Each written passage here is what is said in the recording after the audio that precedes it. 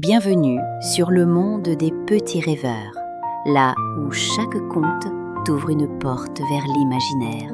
Installe-toi confortablement, l'histoire va commencer. Stitch, la mascotte de l'école. Dans son petit atelier niché au fond du jardin, Maminette travaillait encore à la lueur d'une vieille lampe. Les murs étaient chargés de pelotes multicolores, de rubans et de tissus étoilés. Chaque objet semblait avoir une histoire. Sur sa table reposait un petit doudou bleu au sourire malicieux.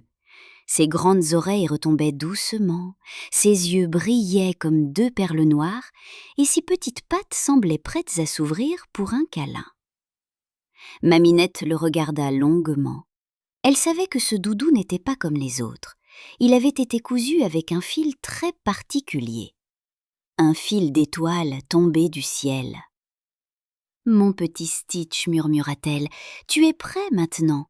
Il est temps pour toi d'aller vers le monde et de veiller sur beaucoup d'enfants. » Elle prit une grande boîte en carton, la recouvrit d'un papier bleu nuit parsemé d'étoiles argentées, installa Stitch sur un coussin moelleux et referma le tout avec un ruban doré. Le lendemain matin, Maminette apporta la boîte à l'école du village. Les enfants jouaient déjà dans la cour. La directrice s'approcha, intriguée. « Quelle surprise, Maminette! Qu'est-ce que vous nous apportez là ?»« Un cadeau pour l'école, répondit-elle. J'espère qu'il apportera de la joie à vos élèves. » La directrice souleva le couvercle et un murmure émerveillé parcourut la cour. « Oh !» s'exclamèrent les plus petits. Stitch apparut, bien assis dans sa boîte, son regard semblant se poser sur chacun d'eux. Il ne bougeait pas, mais il dégageait une présence étrange et réconfortante. « C'est magnifique, dit la directrice avec émotion. Nous allons lui faire une place spéciale dans l'école. » Et sans que personne ne le sache encore, l'aventure de Stitch comme mascotte de l'école venait de commencer. Dès le lendemain, Stitch eut un endroit rien qu'à lui, juste à l'entrée de l'école. On l'appela bientôt la maison de Stitch. C'était un grand meuble en bois clair, comme une petite vitrine, décorée d'une guirlande lumineuse. À l'intérieur, Stitch était installé sur un coussin en forme d'étoile. À côté de lui, un grand cahier bleu scintillant attendait qu'on y écrive des histoires et des secrets. « Oh, regarde, il a une maison rien qu'à lui !» s'écria Zoé en maternelle. « C'est comme un roi !» ajouta Adam, les yeux brillants. « Bonjour Stitch !» lança Léna en agitant la main. Les plus petits s'approchaient de la vitre, posant leurs mains comme pour sentir sa chaleur. Pour eux, Stitch était vivant, un ami qui les accueillait chaque matin et les rassurait le soir. Plus loin, les grands ricanaient. « Franchement, un doudou !» soupira Thomas en CM2. C'est pour les bébés. Ouais, on n'a pas besoin de ça, renchérit Manon en levant les yeux au ciel. Mais leur regard revenait malgré eux vers Stitch. Une petite chaleur leur serrait le cœur, une émotion étrange qu'ils n'osaient pas avouer. Même les adultes observaient la scène avec un sourire. « C'est une idée formidable, » dit la maîtresse des CP. Les enfants semblent déjà attachés à lui. Le surveillant, lui, fit mine de vérifier la vitre, mais en vérité, il voulait juste s'assurer que Stitch allait bien. Dans le hall flottait désormais une atmosphère singulière. Les rires des petits, les regards discrets des grands, les sourires des professeurs. Tous étaient attirés par Stitch, sans pouvoir expliquer pourquoi, comme si, derrière son sourire cousu, il cachait une lumière capable de réchauffer les cœurs. Le mardi matin, les enfants se pressaient dans le hall pour saluer Stitch. La directrice tapa doucement dans ses mains. « Mes chers élèves », annonça-t-elle d'une voix joyeuse, « à partir d'aujourd'hui, Stitch ne sera pas seulement la mascotte de l'école. Il sera aussi votre compagnon d'aventure. » Un murmure excité parcourut les plus petits. « Comment ça, compagnon ?» demanda Léna, les yeux grands ouverts. La directrice montra le cahier posé près de Stitch. Chaque semaine, un élève pourra emmener Stitch chez lui. Vous lui raconterez vos journées et vous noterez tout cela dans ce cahier magique. Puis chaque lundi, vous partagerez votre aventure avec la classe. « Moi, je veux la voir en premier !» cria Zoé. « Je lui ferai visiter ma chambre !» s'exclama Adam.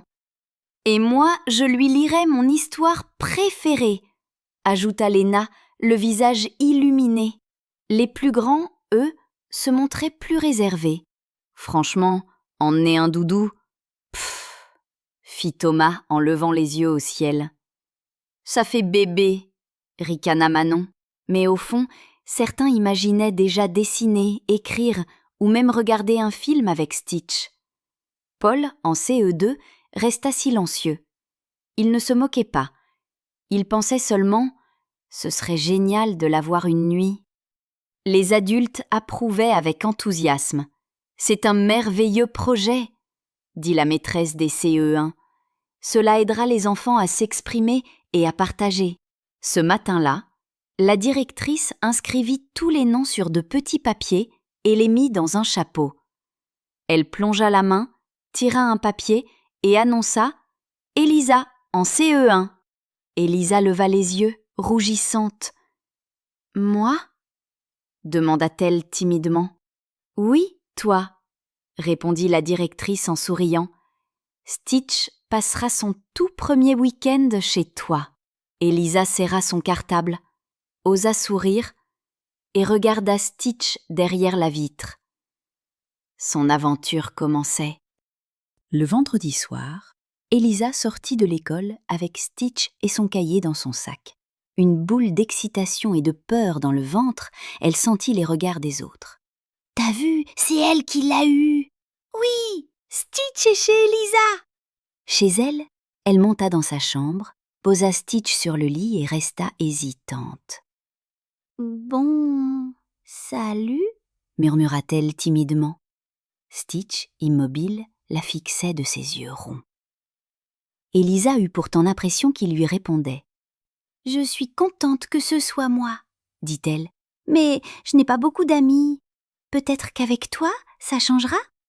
Elle prit son cahier et écrivit. « Premier jour avec Stitch. Je crois que je n'ai jamais eu un aussi joli secret dans mon sac. » Le soir, d'habitude, Elisa avait peur du noir. Mais cette fois, Stitch était là, posé contre son oreiller. Ses yeux semblaient briller comme deux étoiles protectrices. Elle s'endormit, le sourire aux lèvres. Le lendemain, elle invita 2 camarades. « Venez voir, c'est Stitch, la mascotte de l'école. Trop mignon! On peut le prendre dans nos bras ?» Elles jouèrent dans le jardin, riaient aux éclats, Stitch blotti dans un petit sac à dos. Elisa riait comme jamais. « Avec Stitch, je me sens plus forte, » pensa-t-elle. Le dimanche soir, elle écrivit. « J'ai joué avec mes amis et pour la première fois, je me suis sentie comme les autres. » Puis elle chuchota à Stitch « Merci » et il lui sembla voir une petite étincelle briller dans le fil d'étoiles cousu sur son ventre. Le dimanche après-midi, Elisa s'installa sur son lit, Stitch posé contre ses genoux, le cahier ouvert. « Tu sais, Stitch, murmura-t-elle, j'ai toujours eu peur de parler aux autres. » Ses yeux rencontrèrent les grands yeux ronds du doudou. Il ne bougeait pas, mais il semblait l'écouter. « Parfois, j'ai l'impression que si je parle, les autres vont se moquer de moi, alors je me tais. » Un silence, puis une chaleur douce l'encouragea. « Mais ce week-end, c'était différent. Avec toi, je me sentais plus forte. » Elle écrivit. « Stitch, tu es mon premier vrai secret. Grâce à toi, j'ai ri, j'ai joué et je n'ai pas eu peur. » Avant de dormir, elle murmura un dernier souhait.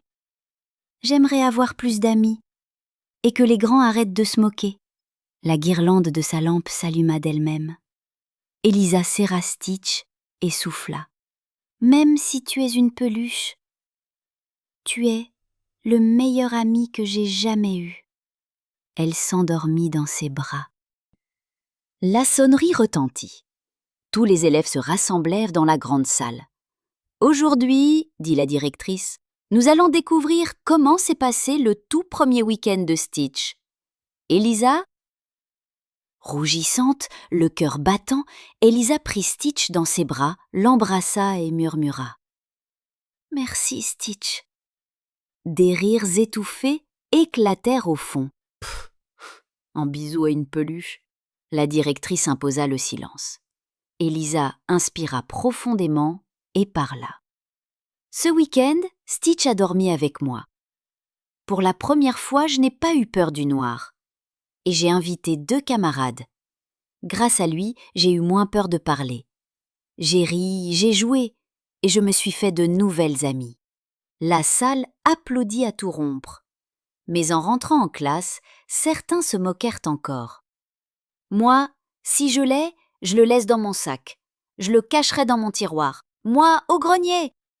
Elisa s'arrêta, se retourna et d'une voix douce déclara « Rigolez si vous voulez, mais on verra bien quand ce sera votre tour. » Puis elle ajouta « Vous dites que c'est pour les bébés, mais quand vous tombez, vous pleurez et appelez votre maman.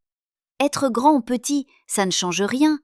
Ce qui compte, c'est de rêver, de s'évader et de croire à la magie. Parce que c'est ça le plus important. » Un silence tomba. Et soudain, Eva, la plus populaire de la classe, se leva. « Merci Elisa, merci de nous ouvrir les yeux. » Elle applaudit, d'abord seule, puis entraîna toute l'école derrière elle. Elisa, le sourire aux lèvres, tenait Stitch dans ses bras. Un matin, Madame Morphin arriva comme toujours à 7 heures. Mais en poussant la porte, elle eut le souffle coupé. Le hall était inondé. Le plafond avait cédé, un tuyau percé avait laissé couler l'eau toute la nuit. La vitrine de Stitch gisait en morceaux. Et là, au milieu de la flaque, Stitch flottait doucement, comme un petit bateau à la dérive. Ses oreilles pendaient, trempées. Ses yeux brillaient malgré tout. « Oh non, mon pauvre Stitch !» Elle le ramassa, l'enveloppa dans son foulard et l'installa dans son bureau. « Je ne peux pas le montrer ainsi aux enfants, » murmura-t-elle. Quand les élèves arrivèrent, une grande bâche couvrait le hall. Les maîtres expliquèrent la fuite. « Rassurez-vous, Stitch est en sécurité, » dit-on. « Il est dans le bureau de Madame Morphin. » Les enfants furent soulagés. Mais le cœur lourd, le hall sans Stitch semblait vide de magie. Le soir venu, Madame Morphin resta dans son bureau. Elle regarda Stitch sur son étagère et murmura « Il faut qu'on te trouve un nouvel endroit. Qu'est-ce que tu voudrais, toi ?» Une chaleur douce l'enveloppa. Soudain, elle s'écria « Mais oui, je sais !» Elle serra Stitch contre son cœur, sortit de l'école et annonça à sa famille « J'ai une idée pour lui donner une place encore plus spéciale. » Autour de la table du salon, chez elle, Madame Morphin exposa son projet. « Je veux que Stitch soit visible dès qu'on franchit la porte. Une vraie maison en bois, une terrasse, un fauteuil, un lit. Et sur les murs, des photos polaroïdes de chaque enfant avec lui. » Son mari, entrepreneur, proposa de faire les travaux gratuitement. Mais le matériel coûtait cher, alors Madame Morphin lança une collecte dans le cahier de correspondance. Les jours suivants, les enveloppes affluèrent. Avec des pièces, des billets, mais aussi des mots touchants. « Merci pour tout ce que vous faites. Stitch est devenu un vrai ami pour notre fille. » Quand elle fit les comptes, Madame Morphin eut les larmes aux yeux. La somme dépassait largement le nécessaire. Les travaux commencèrent aussitôt. Le hall se transforma peu à peu en un lieu magique. Et comme il restait de l'argent, elle décida d'offrir un cadeau à chaque enfant. Un stylo étoilé et un porte-clés à l'effigie de Stitch. « C'est trop beau! J'ai Stitch avec moi pour toujours !» Même les plus grands ne purent cacher leur fierté. Le soir, Madame Morphin posa une main sur la nouvelle maison de Stitch et dit doucement « Voilà, mon petit, tu as un vrai foyer et tu feras partie des souvenirs de chaque enfant pour toujours. » Chaque matin, les enfants se pressaient pour saluer Stitch dans sa nouvelle maison illuminée. Sur les murs, les photos formaient une mosaïque joyeuse. Stitch, immobile dans son fauteuil ou blotti dans son lit miniature, semblait veiller sur tout le monde. et certains juraient qu'il brillait un peu plus chaque jour. Un soir, Madame Morphin ferma la porte et souffla. « Tu vois, mon petit, tu es devenu le gardien des rêves de cette école. » Dehors, les étoiles scintillaient. Dedans, Stitch brillait aussi, comme un petit phare de magie. Tous savaient que ce n'était que le début des aventures de Stitch. Bonne nuit, mes petits rêveurs. Vous venez d'écouter une création originale, Le Monde des Petits Rêveurs. Si tu as aimé voyager avec nous, pense à t'abonner à la chaîne, à liker, à activer la cloche pour ne rien manquer et à partager. Tu peux aussi nous laisser un petit commentaire. Et qui sait, peut-être que la prochaine aventure sera la tienne. À très vite pour une nouvelle histoire.